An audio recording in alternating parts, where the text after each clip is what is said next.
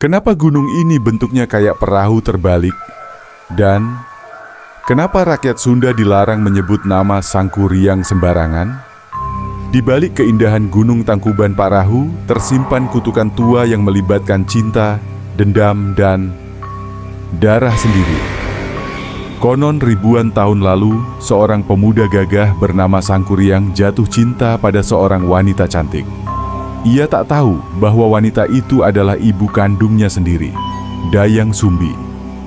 Saat rahasia itu terungkap, Dayang Sumbi menolaknya dan memberi syarat mustahil, membendung sungai dan membuat perahu raksasa hanya dalam semalam. Sangkuriang hampir berhasil, tapi Dayang Sumbi menipu waktu dengan menggelar kain putih agar ayam berkokok lebih awal. Sangkuriang marah dan menendang perahu itu hingga terbalik. Perahu itu jadi Gunung Tangkuban Parahu. Dan sejak saat itu, banyak orang percaya menyebut nama Sangkuriang sembarangan bisa mengundang kesialan. Hingga kini, di lereng gunung itu, penduduk sekitar masih menjaga cerita ini dengan penuh hormat.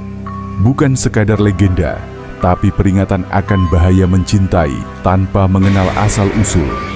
Kamu percaya legenda ini cuma dongeng? Atau memang pernah terjadi? Tulis pendapatmu di komentar dan follow Suara Nusantara untuk kisah-kisah sakral lainnya dari Tanah Sunda.